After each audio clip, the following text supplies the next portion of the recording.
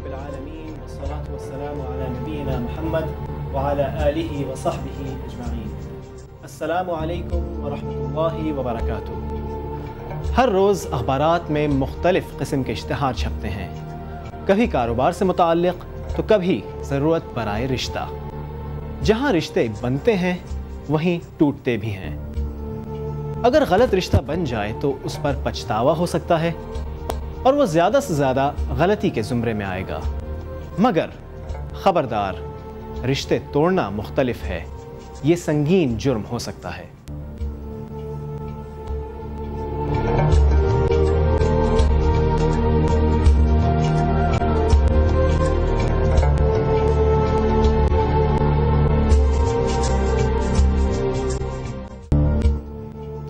قطع تعلقی ہے آج کا موضوع، اس پر آغاز کرتے ہیں۔ ہمارے ساتھ موجود ہیں اسٹوڈیو میں شجاع الدین شیخ صاحب۔ السلام علیکم۔ وعلیکم السلام ورحمۃ اللہ۔ شیخ صاحب، سب سے پہلے تو قطع تعلقی سے مراد کیا ہے؟ بسم اللہ الرحمن الرحیم۔ قطع تعلقی سے پہلے اگر ہم تعلق پر آ جائیں تو قطع تعلق بھی واضح ہو جائے گا انشاءاللہ۔ رب العالمین نے جو ہدایات ہمیں عطا فرمائیں اس کا حاصل یہ ہے کہ انسان مل جل کر رہیں۔ ایک ہے ساری کی ساری انسانیت، اس میں دو کامن فیکٹرز عطا کیے گئے کہ سب کا خالق ایک اللہ، سب کے والدین اولین آدم و حوا ہیں، اس ناطے سب کو مل جل کر رہنا چاہیے۔ پھر اس تمام انسانیت میں کلمے کی بنیاد پر 2.25 ارب انسان ہیں جو محمد صلی اللہ علیہ وسلم کو اللہ کا آخری رسول مانتے ہیں، ان سے بھی مطالبہ ہے کہ وہ مل کر رہیں۔ اس سے اور آگے بڑھیں تو اللہ تعالیٰ نے کچھ رحمی رشتے ہمیں عطا فرمائے۔ ایک امیڈیٹ جو فیملی ہے اس میں 4 ڈائمنشنز ہوتے ہیں۔ زوجین کا تعلق، پھر اولاد ہوگی تو یہ ماں باپ بن گئے، دوسرا ڈائمنشن، اولاد ہے وہ تیسرا ڈائمنشن، وہ اولاد آپس میں بہن بھائی ہیں، چوتھا ڈائمنشن۔ پھر اس ایک فیملی کے ساتھ اور ریلیٹڈ بہت سارے رشتے ہوا کرتے ہیں، دادا دادی ہیں تو نانا نانی ہیں، خالہ اور ماموں ہیں تو پھپھو اور چچا ہیں، پھر فرسٹ کزنس ہیں، سیکنڈ کزنس ہیں۔ یہ جو پھیلاؤ در پھیلاؤ ہے اس کی بھی ہمارے دین میں بڑی اہمیت ہے۔ رحمان چاہتا ہے کہ ہم مل کر رہیں۔ قرآن کہتا ہے سورہ بنی اسرائیل آیت نمبر 26 میں وَآتِ ذِی الْقُرْبَىٰ حَقَّهُ، رشتہ دار کو اس کا حق ادا کرو۔ قرآن حکیم سورۃ البقرہ میں 1 سے زائد مرتبہ ارشاد فرماتا ہے کہ اپنے قریب رشتہ داروں پر مال بھی خرچ کرو۔ تو رحمان کی تعلیم ہے جوڑنے کی، اور شیطان کیا چاہتا ہے؟ سورۃ المائدہ آیت نمبر 91 أَن يُوقِعَ بَيْنَكُمُ الْعَدَاوَةُ وَالْبَغْضَاءُ، شیطان چاہتا ہے کہ تمہارے درمیان بغض اور عداوت پیدا ہو جائے۔ انسان بائی ڈیفالٹ ڈیپینڈنٹ پیدا کیا گیا ہے، وہ تنہا اور آئسولیشن میں زندگی بسر نہیں کر سکتا۔ ہمارے کو استاد نے کہا کہ بیٹا کم سے کم اتنے لوگوں کے ساتھ تمہارے تعلقات تو اچھے ہوں کہ جب تمہارا جنازہ اٹھے تو کم سے کم 4 لوگ تو کاندھا دینے کے لیے موجود ہوں۔ تو دین جوڑنے کی اور تعلق قائم کرنے کا حکم دیتا ہے۔ شیطان کا ایجنڈا ہے کہ وہ توڑنے کی بات کرتا ہے۔ قطع تعلق کیا ہے؟ جن لوگوں کی کفالت کی ذمہ داری ہم پر عائد ہو، جیسے کہ والدین پر بچوں کی، ماں باپ بوڑھے ہو گئے تو اولاد جوان ہے اس پر ذمہ داری، شوہر پر بیوی کی ذمہ داری، جن لوگوں کی کفالت ہم پر عائد ہوتی ہے ان کی ذمہ داری ادا نہ کرنا، یہ بھی ایک اعتبار سے قطع تعلقی ہے۔ جن لوگوں کا ادب کرنے، احترام کرنے، جن کے ساتھ خونی رشتے، رحمی رشتے کی بنیاد پر تعلق برقرار رکھنے کا حکم دیا گیا، ان کا حق ادا نہ کرنا، یہ قطع تعلقی میں شمار کیا جائے گا۔ جب ہم اپنے معاشرے پر نظر ڈالیں تو ہم دیکھتے ہیں کہ رشتہ داروں میں بھی بعض اوقات بہت ہی عجیب و غریب قسم کی وجوہات کی بنا پر اختلافات پیدا ہو جاتے ہیں، ایک دوسرے سے بات کرنا چھوڑ دیتے ہیں، اور پھر ایک وقت آتا ہے کہ ایک دوسرے کی طرف دیکھنا بھی جو ہے وہ گوارا نہیں کرتے۔ اس کا کوئی جواز ہے شرعی طور پر؟ قطعاً جواز نہیں۔ حدیث میں ہے نبی اکرم صلی اللہ علیہ وسلم نے فرمایا کہ کسی مسلمان کے لیے جائز نہیں کہ وہ 3 دن سے زیادہ کسی سے قطع تعلق اختیار کرے۔ 3 دن کی بھی اجازت کیوں دی کہ انسان ہے نا، کمزور ہیں، ہمارے سینٹیمنٹس، ہمارے جذبات ہیں، ہمیں ناراض کسی نے کر دیا تو دین نے اجازت دی کہ 3 دن تو تم ناراضگی کا اظہار کر سکتے ہو۔ 3 دن کے بعد جس نے سلام میں پہل کر لی وہ بری الذمہ ہو جائے گا، اور جو جواب نہیں دیتا اور تعلق قائم کرنے کی طرف نہیں آتا وہ اللہ تعالیٰ کے ہاں گناہ گار ہوگا۔ اب رہی یہ بات کہ وہ کیا وجوہات ہو سکتی ہیں۔ ایک جگہ ایک محفل تھی منگنی کی، 80,000 روپے، لاکھ روپے، آج سے 8-10 سال پہلے کی باتیں خرچ ہو گئے، اور خالہ اس لیے ناراض ہو گئیں دوسری فیملی سے کہ خالہ کی بیٹی کو جو گجرا پہنایا گیا تھا اس گجرے کا ایک جو پھول تھا وہ مرجھایا ہوا تھا۔ اب آپ ذرا دیکھیں کتنی پیٹے قسم کی ایشو ہے، لیکن وہ خالہ نے اپنی دوسری فیملی سے وہ رشتہ جو ہے وہ قطع کر لیا، جو کہ بہت بڑا جرم ہے ہمارے دین میں۔ بعض اوقات کیا ہوتا ہے جیسے کہ ہمارے داماد ہوتے ہیں معذرت کے ساتھ کہ جناب وہ فلاں دعوت تھی اور میں ذرا سا لیٹ ہوا آدھا گھنٹہ 1 گھنٹہ، ذرا سا آدھا 1 گھنٹہ لیٹ ہوا اور میرے سسرال والوں نے دعوت کا جو ہے وہ کھانا کھول دیا، میں تو بات نہیں کروں گا آئندہ اس سے. یہ اپنی نخوت کا اظہار کبھی ہم کیا کرتے ہیں. کبھی ایسا ہوتا ہے کہ ہم کچھ ایکسپیکٹیشنز لوگوں سے زیادہ رکھ لیتے ہیں اور جب وہ ایکسپیکٹیشنز پہ پورا نہیں اترتے تو ہم قطع تعلقی پر چلے جاتے ہیں. مثال کے طور پر ایک نسبتاً مالی اعتبار سے کمزور فیملی ہے جو کہ توقع کر لیتی ہے کہ ہمارے نسبتاً مالی اعتبار سے جو مضبوط رشتہ دار ہیں شاید وہ ہماری مدد کریں گے، حالانکہ ایکسپیکٹیشنز تو اللہ کی ذات سے ہونی چاہیے، بندے سبب بن سکتے ہیں. اب وہ ایکسپیکٹیشنز پہ پورا نہیں اترتے تو پھر ان سے بات نہیں کیا کرتے. کبھی ایسا ہوتا ہے کہ 2 پیسے زیادہ آ گئے، جاب اچھی مل گئی، کاروبار اچھا ہو گیا، تو اپنے نسبتاً کم مال رکھنے والے رشتہ داروں کو گھاس بھی نہیں ڈالی جاتی، ان کے یہاں تک کہ سلام کا جواب بھی نہیں دیا جاتا. ایسے بہت سارے چھوٹے چھوٹے معاملات ہیں، یا تو وہاں ایکسپیکٹیشنز بہت ہائی ہو جاتی ہیں ہماری، یا وہ تکبر کچھ مال جیب میں زیادہ آنے کی وجہ سے پیدا ہوتا ہے، یا پھر دنیا کی محبت اتنا گھر کر جاتی ہے کہ اب تو حالت یہ ہوتی ہے بعض اوقات کہ ہمارے پاس اپنی اولاد کو دینے کو ٹائم نہیں. ایک جگہ امریکہ میں ایک لوکل ٹیلی ویژن پر ایک پروگرام چلا اور جو صاحب گیسٹ کے طور پر آئے تو اینکر نے جب پوچھا تو ان کا میری پر آر ورتھ جو ہے وہ $500 ہے. بہت مشہور واقعہ ہے. وہ صاحب یہ لائیو پروگرام کر کے اپنے گھر پہنچے تو ان کا بیٹا گیٹ پہ کھڑا ہوا تھا.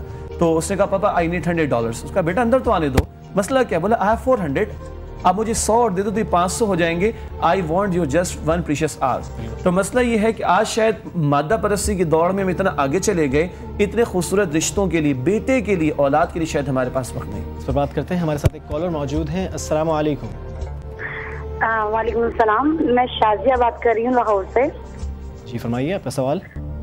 جی میرا سوال ہے کہ انکل سے پوچھے گا، چند دن پہلے کچھ فیملی میٹرز ایسے ہو جاتے ہیں جہاں پر معافی تلافی کی چھوٹوں کو ہی ضرورت پڑتی ہے، وہاں پہ معافی مانگی جائے تو کوئی بڑا معاف نہ کرے، اس کے بعد چھوٹا خاموش ہو جائے معافی مانگ کر، تو اس پر کیا ہونا چاہیے؟ کیا میرے پر گناہ ہے؟ ٹھیک ہے، بہت شکریہ آپ کا شازیہ لاہور سے. یہ کہہ رہی ہیں کہ اگر بڑے سے ان کا کچھ معاملہ ہوا اور پھر انہوں نے معافی مانگی لیکن ان کو معاف نہیں کیا گیا، تو پھر جی اب وہ بڑے سے کیا ہوا اس کی نوعیت مختلف ہو سکتی ہے، لیکن اصولی اعتبار سے بات یہ ہے کہ اگر چھوٹے نے اپنی غلطی تسلیم کر لی اور اپنی سے کوشش کر کے اپنی معذرت بھی ان کے سامنے رکھی، یہاں ہم یہ بھی مشورہ دیتے ہیں کہ اللہ سے دعا کر کے بھی بندے کے سامنے معذرت رکھیں تو پھر دلوں کو بدلنے والی ذات اللہ سبحانہ تعالیٰ کی ہے. وہ دعا بھی ہم نے کر لی اور اپنی سی معذرت بھی رکھ لی، حتی الامکان کوشش کر لی، لیکن وہ بڑا شاید مان نہیں رہا اس کے بڑے پن کی وجہ سے، کچھ زیادہ ہی بڑا وہ اپنے آپ کو سمجھ رہا ہے. اگر ہم نے اپنی سی پوری کوشش کر لی تو اللہ کی ذات سے امید ہے کہ اللہ تعالیٰ ہمیں معاف فرمائے. بعض اوقات ایسا ہوتا ہے شیخ صاحب کہ نیتیں دونوں طرف شاید صاف ہوتی ہیں لیکن ہم بدظنی کا شکار ہو جاتے ہیں. ہر شخص یہ سوچ رہا ہوتا ہے کہ دوسرا میرے خلاف سازش کر رہا ہے اور پھر اپنی انہی سوچوں میں ہم گم ہوتے ہیں اور دوسرا قصوروار ٹھہرتا جاتا ہے، حل نہیں نکل پاتا. کیا کریں؟ برا گمان، بدظنی جس کو آپ نے کہا، کبھی یہ آڑے آتا ہے اور کبھی ایک ریلیکٹنس ہوتی ہے، میں کیوں معافی مانگوں، یہ آگے بڑھ کے معافی کیوں نہیں مانگتا. تو پہلی بات جو ہے بدگمانی والی، یہ تو شیطان لگا ہوا ہے ہمارے ساتھ. انہیں ہم بہت کم اپنے ان معاملات میں یہ غور و فکر کرتے ہیں کہ شیطان ہمارے ساتھ لگا ہوا ہے. میں ایک حدیث عرض کرتا ہوں زوجین کے حوالے سے، شوہر بیوی کے حوالے سے. حدیث ہے مسلم شریف میں، نبی اکرم صلی اللہ علیہ وسلم فرمایا کہ شیطان اپنا دربار روزانہ لگاتا ہے سمندر پہ اور اس کے ایجنٹس آ کر بتاتے ہیں کہ آج ہم نے یہ کارگزاری کی، کسی کو گناہ پہ لگایا، کسی کو نیکی سے روکا. شیطان کہتے ٹھیک ہے، وہ خاطر میں نہیں لاتا. ایک آ کر کہتے کہ آج میں نے شوہر بیوی کے درمیان جدائی ڈال دی. اب شیطان کھڑا ہوتا ہے، اس کو گلے لگاتا ہے اور کہتے ہیں تو نے میری جانشینی کا حق ادا کیا. تو ہم اپنے معاملات میں اگر یاد رکھیں تو مور دین 90% کیسز میں وہ شیطان کی انٹیوشنز ہوتی ہیں جو ہمیں بدگمانی کی طرف لے کر جاتی ہیں. رہی دوسری بات کہ ریلکٹنٹ ہو جاتے ہیں کہ میں کیوں مانگوں، یہ کیوں نہیں مانگتا. وہاں پہ بہت پیاری 2 حدیثیں ہیں، مسلم کی روایت ہے. اللہ کے نبی صلی اللہ علیہ وسلم نے فرمایا جو اللہ کی خاطر جھکتا ہے، اس لیے پیچ اپ کے لیے، اللہ اس کے درجات کو بلند کرتا ہے. اور دوسری حدیث جامع ترمذی میں کہ جو حق پر ہونے کے باوجود حق سے دستبردار ہو جائے تاکہ پیچ اپ ہو جائے، اللہ کے رسول فرماتے ہیں جنت میں اس کو میں ایک اوسط درجے کے محل کی ضمانت دیتا ہوں. یعنی باوجود اس کے کہ اگر وہ شخص غلطی پر نہیں بھی ہے تب بھی وہ جی تاکہ پیچ اپ ہو جائے. ایک کالر ہمارے ساتھ موجود ہیں، ان سے بات کرتے ہیں. السلام علیکم. وعلیکم السلام. جناب آپ کا سوال. محترم میرا سوال یہ ہے علامہ صاحب سے کہ عذاب قبر کے بارے میں جو ہم لوگوں نے اکثر سنا ہوا ہے جو لوگ رمضان کے دنوں میں یا جو جمعہ کا دن ہے اس میں اگر کوئی شخص فوت ہو جاتا ہے تو کیا جو عذاب قبر ہے اس سے ہمیشہ کے لیے موقوف ہو جاتا ہے تا قیامت اگلے قیامت کے دن تک، یا جو ہے وہ دن گزرنے کے بعد جو ہے وہ اس کا جو عذاب قبر ہے وہ سٹارٹ ہو جاتا ہے؟ ٹھیک ہے، جزاک اللہ خیر۔ عذاب قبر اگر کسی کی جی، پہلی اصولی بات تو یہ ہے کہ شکر ہے کہ یہ سوال نہیں آیا کہ عذاب قبر ہوتا بھی ہے کہ نہیں۔ آج کل تو یہ کنفیوژن بھی، شکر ہے یہ سوال نہیں۔ سوال یہ ہے کہ جمعے کے دن انتقال ہوا یا رمضان المبارک میں انتقال ہوا تو اس اسپیسیفک ٹائم میں وہ عذاب قبر موقوف ہوتا ہے یا نہیں۔ اس سے پہلے میں ایک بات کہوں گا کہ ہمارا زیادہ سوال یہ ہونا چاہیے کہ عذاب قبر سے ہم نے بچنا کیسے ہے، یہ زیادہ پریکٹیکل بات ہوگی۔ تاہم اس سوال کا جواب یہ ہے کہ جب مختلف ایام یا مہینوں یا راتوں کی فضیلت بیان ہوتی ہے تو وہ ایک پیکج ہوتا ہے احادیث کا۔ عذاب قبر کا بیان مختلف احادیث میں ہے، تو اگر ایک شخص اللہ کی نافرمانی کی حالت میں گیا، اللہ ہمیں اس سے محفوظ رکھے، تو یہ دن اور یہ ایام میں اس کا موقوف ہونا، اس کا ثبوت ہمیں نہیں ملتا۔ اللہ سے یہی دعا کرنی چاہیے کہ اللہ تعالیٰ عذاب قبر سے محفوظ رکھے، ان ایام میں بھی محفوظ رکھے اور اگر دیگر ایام کے اندر بھی محفوظ رکھے۔ اچھا، بریک کا وقت قریب آ رہا ہے، ایک پوائنٹ ہے جو میرے ذہن میں آ رہا ہے، اس کو اٹھاتے ہیں، اس کے بعد ہو سکتا ہے بریک کے بعد بات کریں۔ ہم بات کر رہے ہیں قطع تعلقی نہ کرنے کی، لیکن قرآن میں ہمیں مثال ملتی ہے، مثال کے طور پہ حضرت ابراہیم کی، جب انہوں نے اپنے والد تک سے کہہ دیا کہ میں آپ سے اور برات اختیار کرتا ہوں، تو کیا یہ قطع تعلقی نہیں ہے؟ بالکل ہے۔ ابھی بات کرنی، بریک کے بعد بات کرنی، ابھی تھوڑی سی بات شروع کر دیں۔ بالکل ٹھیک ہے۔ قرآن حکیم اس بات پر بہت کلیئر ہے کہ ہمارا اصل رشتہ ایمان کا رشتہ ہے۔ خونی رشتے، بلڈ ریلیشنز، کنشپ، یہ نیچے آ جاتی ہے ایمان کے رشتے کے۔ نوح علیہ السلام کے 4 بیٹے تھے، 4 میں سے 3 ایمان لائے، ایک بیٹا ایمان نہیں لایا۔ سورہ ہود پڑھ لیجئے، اللہ سے درخواست کریں اے میرے رب میرا بیٹا اس کو بچا لے، اللہ فرماتے لیس من اہلک، اے نوح یہ تمہارے بیٹوں میں سے نہیں، انہ عمل غیر صالح، اس کا عمل درست نہیں ہے۔ تو باوجود کہ پیغمبر کا سگا بیٹا ہے، مگر جب ایمان پر نہیں، ایمان کے تقاضوں پر عمل نہیں کر رہا، تو پیغمبر کا پیغمبر ہونا بھی اس کو اللہ کے عذاب سے بچا نہیں سکتا، اور یہ پیغمبر جو کہ والد ان کا رشتہ بھی اس کو بچا نہیں سکتا۔ یہی اعلان سیدنا ابراہیم علیہ السلام نے کیا اپنی قوم، حتیٰ کہ اپنے والد کے خلاف، اپنے گھر والوں کے خلاف، کہ میرا تم سے برات کا اعلان ہے جب تک کہ تم اللہ وحدہ لا شریک پر ایمان نہ لے آؤ۔ تو یہ وہ ایک پوائنٹ ہے کہ جہاں اگر کوئی کفر پر ہے اور کفر پر اڑا ہوا ہے تو ظاہری بات ہے کہ اس کا حق موقوف ہو جائے گا یا ساقط ہو جائے گا، اللہ کا حق اوپر رہے گا۔ حدیث ابو داؤد میں اللہ کے نبی صلی اللہ علیہ وسلم نے فرمایا لا طاعت لمخلوق فی معصیت الخالق، مخلوق کی ایسی بات نہیں مانی جائے گی جس میں خالق کی نافرمانی ہوتی ہو۔ ماں باپ ہیں بجا، بڑے ہیں بجا، مگر اگر وہ کفر پر ہیں اور ہم سے کفر و شرک کے احکام کا مطالبہ کر رہے ہیں تو وہاں ان کی بات نہیں مانی جائے گی، وہاں ٹاپ آف دی لسٹ اللہ کا حکم اوپر رہے گا۔ ٹھیک ہے، اس پر ابھی مزید بات کرتے ہیں، وقفے کی طرف جائیں گے اور اس کے بعد انشاءاللہ کچھ اور سوالات ہیں، بعض لوگوں نے فیس بک کے ذریعے بھی ہمیں بھیجے ہیں، ان پر بھی آئیں گے۔ ایک وقفہ۔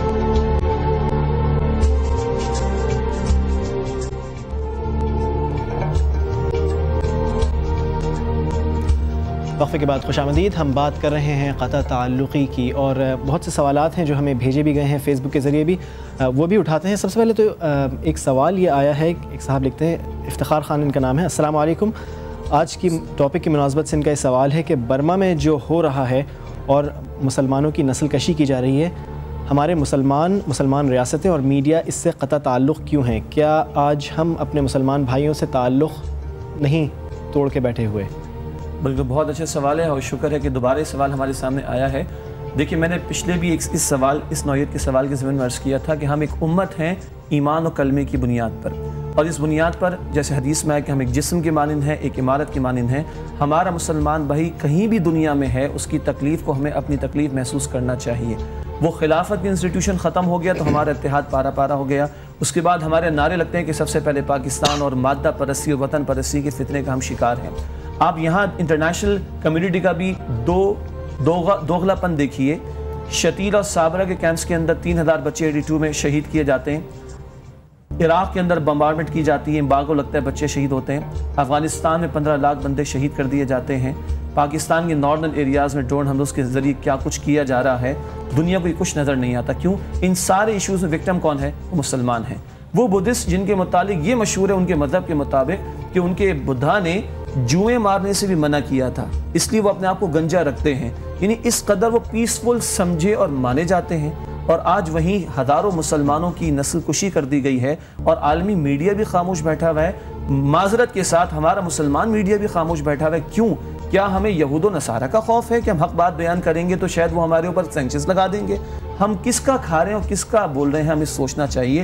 مسلمان جہاں کہیں بھی ہے ہمیں اس مسلمان بھائی کے درد کو محسوس کرنا چاہیے. اور یہاں ہزاروں لاشیں گر جاتی ہیں اور ہم اس پر بات بھی نہ کریں تو بات صحیح ہے کہ یہ ایک نوعیت کی قطع تعلقی ہے. اور کیسی قطع تعلقی کہ ایمان کی بنیاد پر کلمہ گو مسلمان بھائی ہے، آج ہم اس کا درد محسوس بھی نہیں کرتے.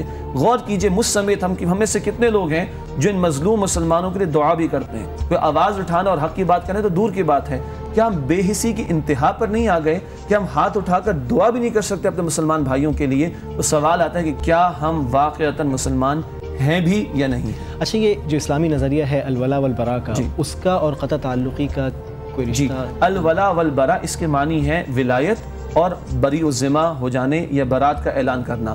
مسلمان کی ولایت یعنی دلی دوستی وہ مسلمان سے ہی ہو سکتی ہے، کافر سے غیر مسلم سے نہیں ہو سکتی. قرآن کہتا ہے سورۃ المائدہ میں یا ایھا الذین آمنوا لا تتخذوا اليہود والنصارى اولیاء، ولایت سے اولیاء. اے ایمان والو یہود و نصاروں کو اپنا ولی نہ بناؤ، اپنا گہرا دوست نہ بناؤ. ہم نے تو اتنی گہری دوستیاں اختیار کی کہ اپنی انٹیلیجنس انفارمیشن ان کے حوالے کر دی، اپنے بیسس ان کے حوالے کر دی، اپنے ایئرپورٹس ان کے حوالے کر دیے چند ٹکوں کی خاطر، ڈالرز کی خاطر. اسلام اس قلبی دوستی سے منع کرتا ہے مسلمان کو. مسلمان کی قلبی دوستی مسلمان سے ہو سکتی ہے. اور واللہ ولی المؤمنین، قرآن کہتا ہے ایمان والوں کا اصل ولی تو اللہ ہے. تو کیا ایمان والے جن کا اصل ولی اور دوست اللہ ہے ان کی دوستی باغیوں سے ہو سکتی ہے اللہ کے؟ قطعاً نہیں. اور قرآن نے سورہ مجادلہ پڑھی، سورہ مجادلہ کی آخری آیت ہے لا تجد قومی یؤمنون باللہ والیوم الآخر یوادون من حاد اللہ ورسولہ. تم نہیں پاؤ گے ان ایمان والوں کو جو اللہ اور آخرت پر ایمان رکھتے ہیں کہ وہ ان سے دوستیاں کریں گے جو اللہ اس کے رسول کے باغی ہیں. وَلَوْ كَانُوا آبَاءَهُمْ أَوْ أَبْنَاءَهُمْ أَوْ إِخْوَانَهُمْ، چاہے ان کے باپ، ان کے بیٹے، ان کے بھائی کیوں نہ ہو. بدر کا واقعہ مجھے یاد آتا ہے. حضرت ابوبکر صدیق رضی اللہ تعالیٰ عنہ مسلمانوں کی طرف ہیں اور ان کے بیٹے عبد الرحمن دوسرے کیمپ میں ابھی ایمان نہیں لائے. کہاں قطع تعلقی ہے اور کہاں دوستی، بہت واضح بات ہے. عبد الرحمن جب بعد میں ایمان لائے تو فرمانے لگے ابا جان کئی مرتبہ آپ میرے سامنے آئے، میری تلوار کے نیچے میں نے ہاتھ نہیں اٹھایا. ابوبکر صدیق نے کہا بیٹا ایک مرتبہ بھی تو میرے سامنے آ جاتا میں تیری گردن کو اڑا دیتا. یہ اصل میں ولایت کا معاملہ، برات کا معاملہ.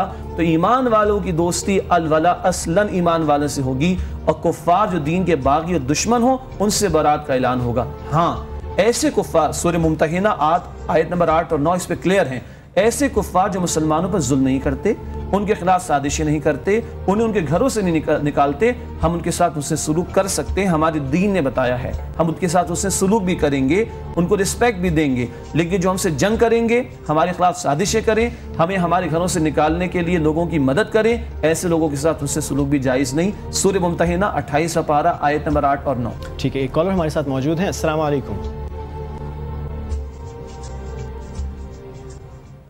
ہلو، السلام علیکم جناب. وعلیکم السلام. علامہ صاحب السلام علیکم. وعلیکم السلام. جی آپ کا سوال؟ میرا سوال یہ ہے کہ کیا قرآن پاک کو سیکھنے کے لیے اس کے عادات کا علم ہونا ضروری ہے؟ ٹھیک ہے، جزاک اللہ خیر. عادات کا علم، قرآن حکیم سیکھنے کے لیے عادات کا علم، یہ عادات کا علم کا تو علم مجھے بھی نہیں ہے. سچی بات یہ ہے قرآن حکیم سیکھنے کے لیے سب سے پہلی بات ہے ہمارے دل میں خلوص اور تڑپ ہونی چاہیے. دعا اہدنا الصراط المستقیم اللہ سے. اور ٹو اسٹارٹ وتھ ہم قرآن حکیم کا ترجمہ و تشریح پڑھیں، اہل علم مستند علماء کا، قرآن کی محفلوں میں جائیں. اللہ ہمت و توفیق، ہم نے انگریزی بہت پڑھ لی ہے، اللہ ہمیں ہمت و توفیق ہم قرآن کی زبان کو سیکھیں تاکہ اللہ کا کلام اس کے الفاظ میں سمجھ میں آنا شروع ہو. پھر قرآن کے سمجھنے کے لیے صاحب قرآن محمد کریم صلی اللہ علیہ وسلم کی سنت اور حدیث کا علم ہونا بھی ضروری ہے. سنت اور حدیث کی روشنی میں قرآن کو سمجھیں گے انشاءاللہ تو قرآن کا صحیح فہم ہمارے سامنے آئے گا. اور بہتر ہے کہ ری انوینٹ دا ویل نہ ہو، جو آلریڈی کام کر چکے ہیں ان کے ساتھ جوڑیں گے تو کام آسان ہو جائے گا. یعنی 15th سینچری کرسچینٹی میں جو تھا کہ ایک بائبل گھر میں رکھنا ایک اوفینس تھا، سزائے موت تھی اس پہ. قرآن میں ایسا نہیں ہے کہ علماء ہی قرآن پڑھیں. بالکل، قرآن کی دعوت یونیورسل ہے. آپ کی میری مسلمانوں کی اجارہ داری بھی نہیں ہے. ایک غیر مسلم پڑھنا چاہے گا ہم اس کو روکیں گے نہیں، کیونکہ قرآن کا میسج یونیورسل ہے. قرآن کہتا ہے سورہ یونس آیت 57 یا ایھا الناس قد جاءتکم موعظۃ من ربکم، اے انسانوں تم سب کے پاس اللہ کی طرف سے وعدہ آ گیا. اس کا ایڈریس تمام انسانیت کے. ٹھیک ہے. قطع تعلقی پر بات کرتے ہوئے اب تک جو ایک چیز سامنے آئی ہے وہ یہ کہ جب الولاء والبراء کا معاملہ آئے تو اللہ کی خاطر ہم کسی سے برات اختیار کر سکتے ہیں، قطع تعلق ہو سکتے ہیں. اس کے علاوہ اور کوئی سیناریو ہے جہاں پر کسی سے قطع تعلق ہی جائز ہے؟ اسی اللہ کی خاطر والی بات ایک حدیث میں عرض کرنا چاہوں گا، بخاری شریف کی ہے. اللہ کے رسول صلی اللہ علیہ وسلم نے فرمایا من احب للہ وابغض للہ واعطى للہ ومنع للہ فقد استکمل الایمان. جس سے محبت کی تو اللہ کے لیے، نفرت کی تو اللہ کی خاطر، کسی کو کچھ دیا تو اللہ کے لیے، کسی سے کچھ روکا تو اللہ کی خاطر، فقد استکمل الایمان، اس نے اپنے ایمان کی تکمیل کر لی. تو اصل بنیاد یہی ہے کہ کہاں میرا رشتہ قائم رہ سکتا ہے جہاں اللہ اور اس کے رسول کی پاسداری کا معاملہ ہو صلی اللہ علیہ وسلم، اور رہنا چاہیے. کہاں مجھے قطع تعلق کی اجازت ہے، قطع تعلقی کی وہ مقام ہے جہاں اللہ رب العالمین کے ساتھ وفاداری نہیں، اللہ رب العالمین کے ساتھ بغاوت کا معاملہ ہو. تو یہ وہ پوائنٹ ہوگا کہ جہاں میں کسی سے قطع تعلقی کر سکتا ہوں، یا کبھی پوائنٹ ہوا کہ مجھے قطع تعلقی کرنی چاہیے. ٹھیک ہے. تو یعنی یہ بات واضح ہو جاتی ہے کہ جو گھریلو جھگڑے وغیرہ ہیں وہ اس الولاء والبراء والے قطعاً نہیں. نمک مرچی زیادہ ہو گئی، ہم اس پہ لڑتے ہیں، طلاقیں دیتے ہیں، یہ ظلم ہے، یہ ظلم ہے. میری بات نہیں مانی، او بھائی ہم اللہ کی روزانہ کتنی باتیں اس کا انکار کر رہے ہیں، اللہ تو معاف کر دیتا ہے. ہم خامخواہ بڑے بن جاتے ہیں. یہ چھوٹے چھوٹے معاملات کے جیسے میں نے عرض کیا نا، میجورٹی آف دی کیسز میں شیطان ہے جو ہمیں لڑوانا چاہتا ہے اور اللہ ہمیں جوڑنا چاہتا ہے. اگر یہ چیز کلیئر ہو کہ رحمان جوڑنا چاہتا ہے، شیطان توڑنا چاہتا ہے، تو میں سمجھتا ہوں 95% معاملات ہمارے بڑے آرام سے سلجھ سکتے ہیں. بعض اوقات انا ہوتی ہے ہماری ایک انسان کی جو راستے میں رکاوٹ بن جاتی ہے. بعض اوقات ہم یہ سوچتے ہیں کہ ہم نے غلطی نہیں کی، اور ہو سکتا ہے ہم نے غلطی نہ بھی کی ہو، دوسرا شخص غلطی پر ہو یا وائس ورسا. تو ایسے میں ہمیں کیا کرنا چاہیے؟ طریقہ کار کیا ہے؟ جس درخت پہ اور ڈالیوں پہ پھل جتنا زیادہ ہوتا ہے وہ اتنا جھکا ہوا ہوتا ہے. اللہ رب العالمین نے سب سے بڑھ کر عطا فرمایا محمد صلی اللہ علیہ وسلم، اور ان کی عاجزی آپ دیکھ لیں. یعنی ہماری حیثیت ہے کیا ہے، ہماری اوقات ہے کیا کہ ہم کوئی اکڑ میں آنے کی کوشش کریں. ایک بزرگ نے بڑی پیاری بات کہی، کسی آدمی کو اکڑتے ہوئے دیکھا، اکڑ ہی آڑے آتی نا پیچپ کے اندر بھی، تو اکڑتے ہوئے دیکھا تو اس سے کہا تو کس بات کیا کرتا ہے، تجھے تیری اوقات پتہ ہے؟ بولا کیا اوقات ہے میری؟ کہا جب تو دنیا میں آیا تو ایک ناپاک قطرے سے تیری پیدائش کا عمل شروع ہوا، جب تو مر جائے گا تو تیری لاش سے بدبو آئے گی، اور درمیان کا پیریڈ وہ ہے کہ جس میں تو اپنے وجود میں ویسٹیج کو لے کر گھومتا رہا. اس نے کہا ہاں مجھے میری اوقات سمجھ آ گئی. تو اگر ہم اپنی حیثیت پہ غور کر لیں اور پھر آپ اذان، اقامت اور نماز میں دیکھیں اللہ سب سے زیادہ کیا کہلواتے ہیں ہم سے، اللہ اکبر اللہ اکبر. اس قدر دین کی تعلیم ہے اس جھکاؤ کے لیے کہ جو تکبر کی ضد ہے. تو جتنا ہم تکبر سے بچنے کا اہتمام کریں گے تو وہ پیچپ کی طرف آنا انشاءاللہ ہمارے لیے آسان ہوگا. اور وہ حدیث دوبارہ سناؤں گا کہ جو حق پر ہونے کے باوجود، غلطی بھی نہیں جیسے آپ نے فرمایا، حق پر ہونے کے باوجود چھوڑ دے حق کا مطالبہ، اللہ کے رسول فرماتے ہیں صلی اللہ علیہ وسلم میں اسے جنت کے اوسط درجے کے محل کی ضمانت دیتا ہوں. اور لاہور میں کیس ہوا، بہت بڑی پراپرٹی پر مسئلہ ہوا، تو جن صاحب کی پراپرٹی تھی جب بڑے مباحث ہوئے تو ان تک یہ حدیث پہنچ گئی. لٹرلی یہ بہت ریئل واقعہ بتا رہا ہوں. انہوں نے اس بندے کو جس نے اس پراپرٹی پہ قبضہ کیا تھا، اس نے کہا دیکھ بھائی یہ حدیث میرے سامنے رسول اللہ کی آ گئی صلی اللہ علیہ وسلم، میرے مقدر میں جو ہوگا مجھے مل جائے گا، مجھے اس حدیث پر عمل کرنا ہے، مجھے جنت کا ایک محل چاہیے، میں اس حدیث کے مطابق اللہ کی خاطر چھوڑتا ہوں اس جائیداد کو. اگلا تھا بھی سنیچ کرنے والا مسلمان، اور بخدا جب رسول کی بات آئے تو مسلمان کی کیفیت کچھ اور ہوتی ہے. اس نے کہا مجھے بھی جنت میں محل چاہیے، میں چھوڑتا ہوں اس پھڈے کو اور میں چھوڑتا ہوں اس قبضے کو، جن صاحب کی پراپرٹی نے واپس مل گئی. یہ ہے تعلیم ہمارے دین کی. اور اگر ایک مسلمان کی حیثیت میں اس تعلیم کی پرائرٹی ہوگی تو یہ مسئلے چاہے وہ کروڑ کی اربوں کی پراپرٹی کیوں نہیں تھی، وہ مسئلے سالو ہو سکتے ہیں. ٹھیک ہے، ایک وقفے کی طرف بڑھتے ہیں اور اس کے بعد انشاءاللہ مزید کچھ سوالات ہیں وہ بھی اٹھائیں گے. آپ ہمارے فیس بک پیج پر بھی جا سکتے ہیں، facebook.com/آپ اور اسلام. لیکن اس وقت اگر آپ کو کوئی سوال اٹھانا ہے تو آپ اگر ٹیلی فون کر کے شامل گفتگو ہوں تو زیادہ بہتر ہوگا. ایک وقفہ.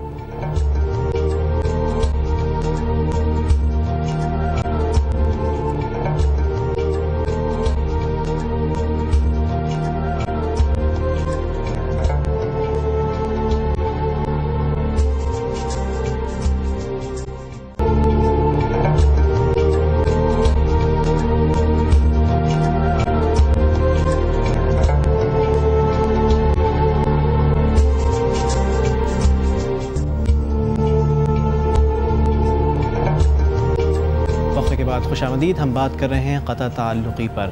شجاع الدین شیخ صاحب، بریک کے دوران ایک سوال آیا تھا. ایک صاحب نے پوچھا تھا کہ بعض اوقات بہت ہی چھوٹے موٹے مسائل پر گھر میں جھگڑے شروع ہوتے ہیں، اس کے بعد اس میں دیگر افراد بھی خاندان کے شامل ہونا شروع ہو جاتے ہیں.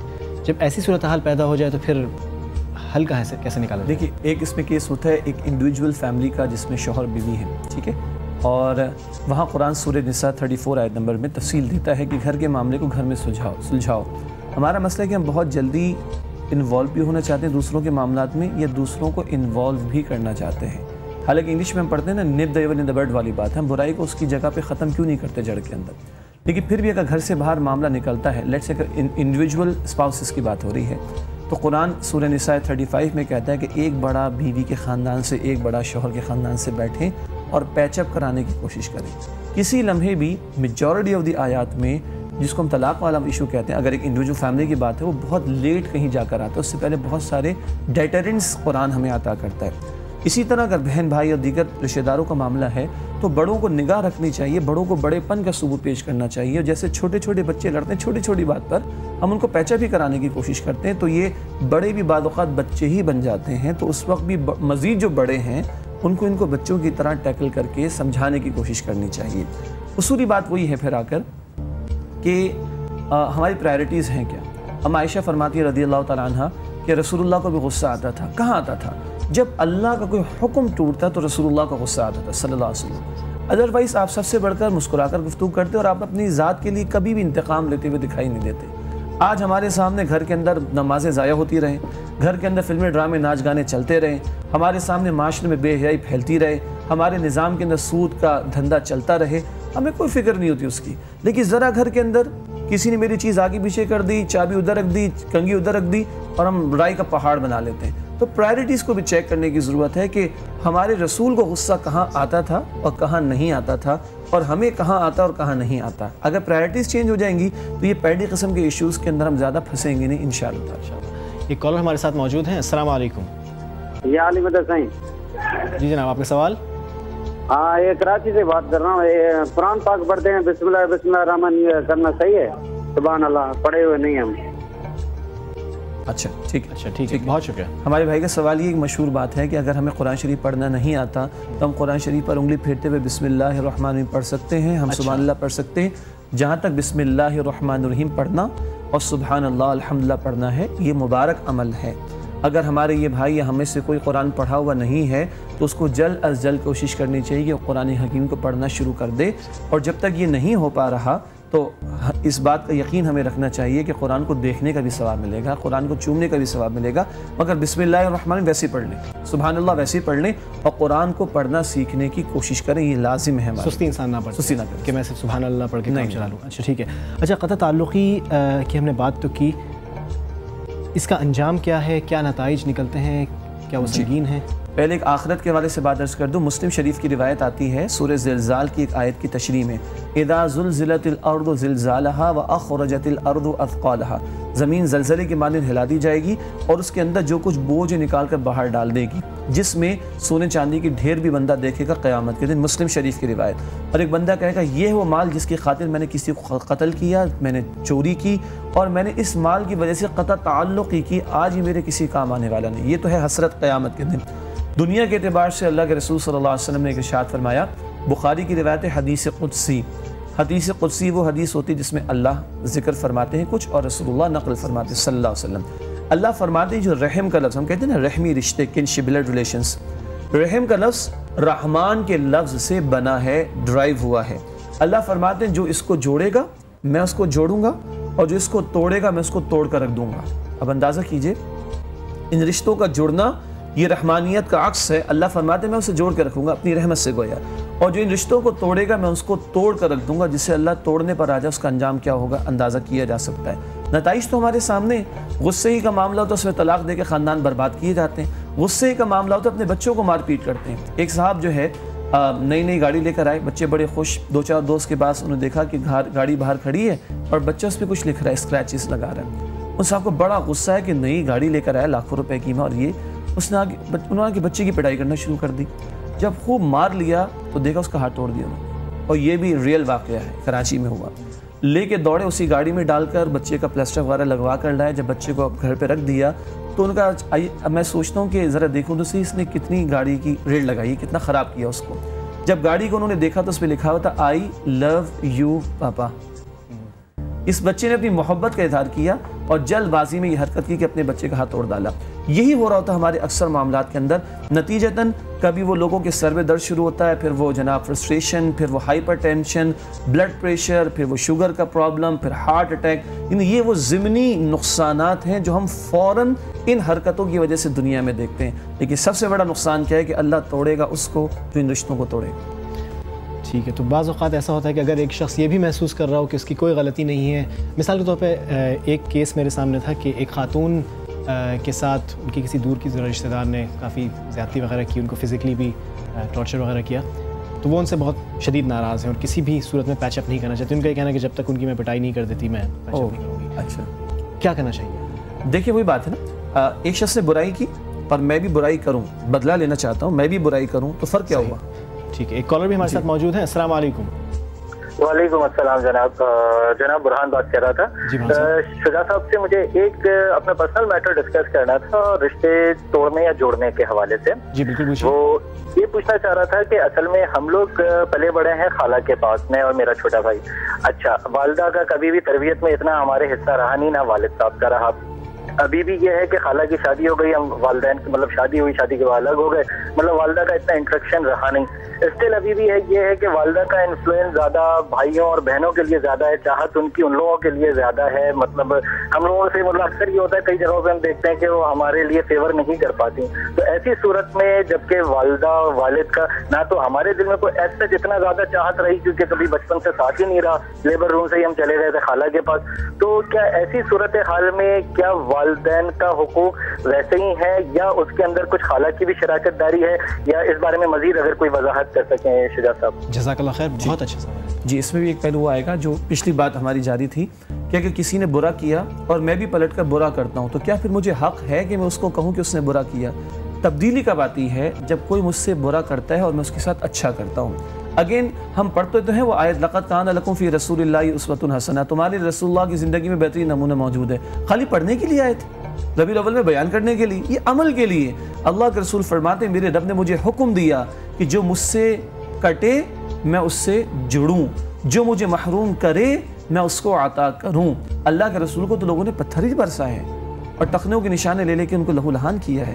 اللہ کے رسول نے تو تب بھی معاف کر دیا. ہماری آپ کی کیا حیثیت اور اوقات ہے؟ تو اصولی بات یہ ہے کہ معاف کر دینا. اچھا, قرآن سبحان اللہ بڑی پیاری آیت اللہ نے یاد دلائی, سورہ نور آیت نمبر 22, فَلْيَعْفُوا وَلْيَصْفَحُوا, چاہیے کہ معاف کر دیں, درگزر کر دیں. أَلَا تُحِبُّونَ أَن يَغْفِرَ اللَّهُ لَكُمْ, کیا تم نہیں چاہتے کہ اللہ تمہیں معاف کر دے؟ ہم بھی تو اللہ کی کتنی نافرمانیاں کرتے ہیں, معاف کرتے ہیں نا. ہم اگر دوسروں کو معاف کریں گے تو اللہ تعالیٰ ہمیں معاف کرے گا. تبدیلی تب آئے گی جب ہم برائی کا بدلہ بھلائی سے دیں.